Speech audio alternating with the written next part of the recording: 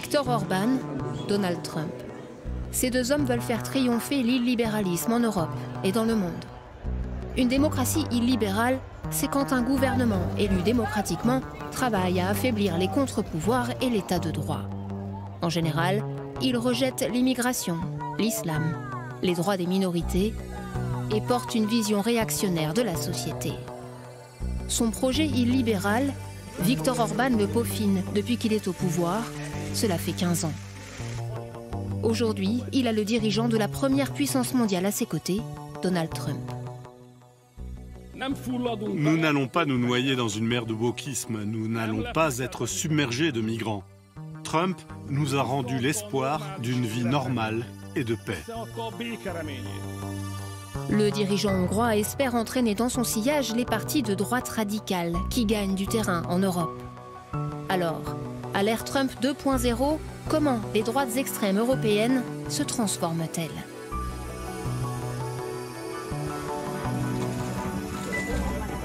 Pour pouvoir diffuser le projet illibéral sur le vieux continent, il faut d'abord le conquérir, par les urnes.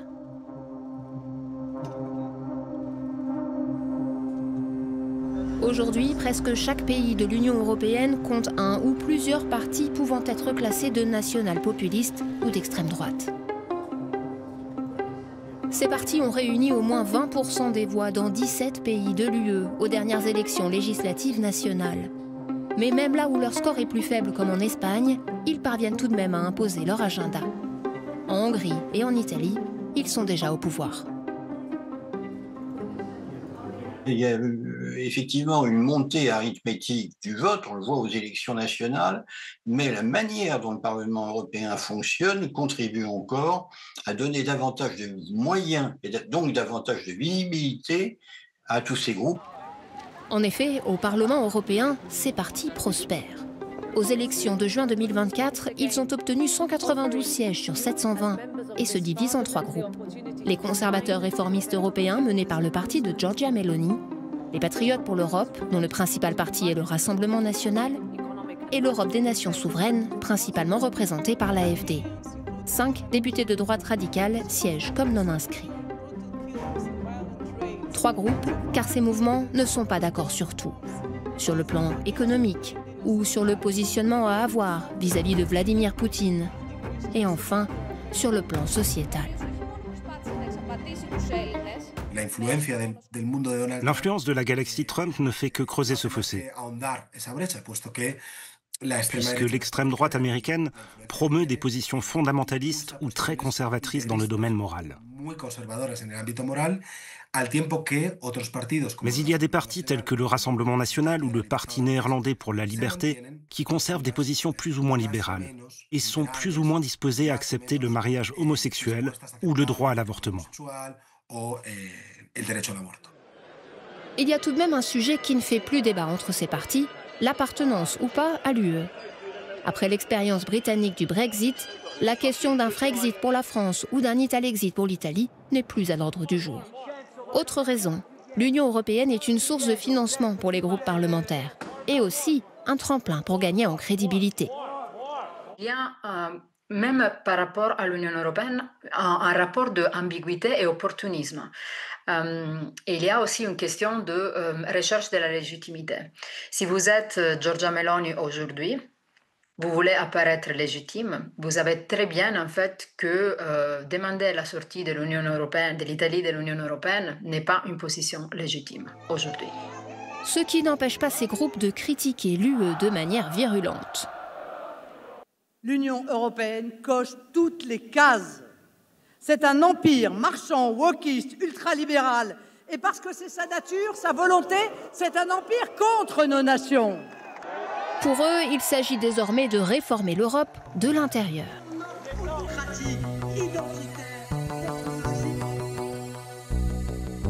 Pour théoriser une version de l'UE en adéquation avec leurs idées, les groupes de réflexion d'extrême droite s'activent. En mars 2025, 2 fondations, polonaises et hongroises, ont publié ces propositions. La grande réinitialisation. Au programme, la liquidation des institutions européennes, entre autres.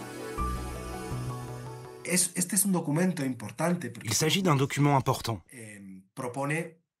Parce que c'est un document qui propose, de manière techniquement fondée, un changement, une réforme en profondeur de l'Union européenne. L'Union européenne dans un sens confédéral. Cela se produit dans un contexte où la Commission européenne et le Parlement européen ont ouvert un débat sur la réforme des traités et ont préparé un document qui va dans un sens clairement fédéral. Le document a reçu la bénédiction de Kevin Roberts, un des principaux théoriciens du projet trumpiste. Le style Donald Trump, lui, s'exporte-t-il aussi bien que ses idées? Les idées qui ont bougé en Europe, me semble-t-il, sous l'influence notamment de l'élection de Donald Trump. Il y a plus de limites en Europe sur l'utilisation du langage. On est dans la désinhibition totale. Regardez la rapidité avec laquelle des termes qui sont nés aux marges de la politique, comme remigration et grand remplacement, sont aujourd'hui arrivés dans la bouche de l'immense majorité des hommes politiques, des droites populistes et radicales. Les mots, les idées et les concepts circulent, car les droites extrêmes sont aujourd'hui plus connectées que n'importe quel autre mouvement politique. Le futur appartient aux citoyens patriotes, libres et aux nations souveraines. Comme ici, lors des conférences d'action politique conservatrice, les CIPAC. Depuis 2022, la Hongrie accueille cet événement né aux États-Unis. C'est le rendez-vous du réseau de la droite radicale européenne et mondiale. Il permet aux participants d'échanger sur leur stratégie et d'être présents dans l'espace médiatique. Il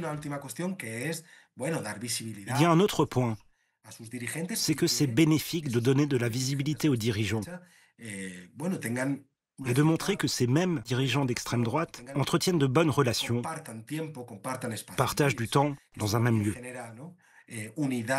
Cela génère aussi davantage d'unité, ou du moins, cela peut atténuer les différends.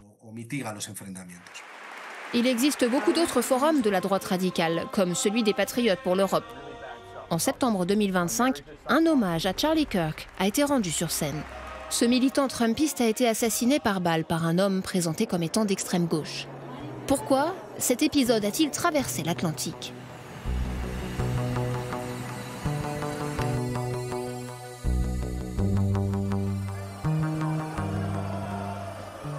Londres, 13 septembre 2025, une marée humaine. Entre 110 et 150 000 personnes ont submergé les rues de la capitale britannique, défilant contre l'immigration. Il y a trop de migrants, nous sommes tout à fait d'accord avec ça. L'immigration doit être stoppée. Dans le cortège, on observe aussi des hommages à Charlie Kirk. Il incarne une cause qui dépasse le mouvement trumpiste, qui est la cause de l'Occident. Le fait de mourir pour la liberté, c'est quelque chose qui permet de montrer que ces figures de martyrs et que les mouvements qui les récupèrent sont de puissantes sources de légitimation. La liberté d'expression aujourd'hui est devenue en fait un mot d'ordre qui est transversal à l'ultra-droite et qui leur permet en fait de se présenter comme victimes. Selon cette chercheuse, c'est la plus grande manifestation d'extrême droite jamais observée depuis l'après-guerre. Plus surprenant encore, elle s'est mobilisée de manière quasi spontanée grâce aux réseaux sociaux. Après l'épisode Charlie Kirk, une croisade contre les mouvements antifascistes est lancée. Sur son réseau social, Trump déclare avoir classé les Antifa comme organisation terroriste. Les Antifa, c'est pas un mouvement organisé. Il n'y a pas quelque chose qui s'appelle Antifa avec un siège et une organisation. Mais ce qui est important, c'est que désormais, pour les mouvements d'extrême droite européens, les Antifa sont un ennemi. Ce n'est plus un adversaire, c'est un ennemi. Et on est au stade de la confrontation. Viktor Orban a d'ailleurs déclaré qu'il imiterait Donald Trump. En Belgique et aux Pays-Bas, des avant-projets de loi contre les mouvements antifascistes sont aussi étudiés. Aux États-Unis, la remise en question du droit à l'avortement a été un grand tournant illibéral pour le pays. Et aussi un signal que cette mouvance dépasse le politique. Caterina Froyo parle même de mouvement social.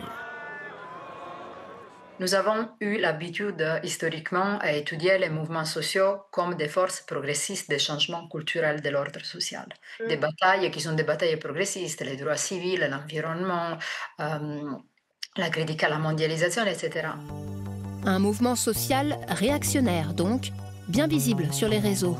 Exemple, les Tradwives qui présentent une vision fantasmée de la femme au foyer des années 50. Ils veulent changer la façon dans laquelle on réfléchit et on discute certains de ces thèmes. Le féminisme, par exemple, c'est un très très bon exemple. La liberté des universités, c'est un autre exemple. Ce ne sont pas forcément des thèmes en fait, sur lesquels on va faire une politique publique dès qu'on est élu. Mais ce sont des thèmes sur lesquels l'extrême droite dans la rue investit pour changer la façon dans laquelle on pense à ces enjeux dans la société. Les droites extrêmes n'ont pas attendu Donald Trump pour faire avancer leur agenda dans le débat public. Avec leur réseau européen et le soutien idéologique des États-Unis, ça ne fait que commencer.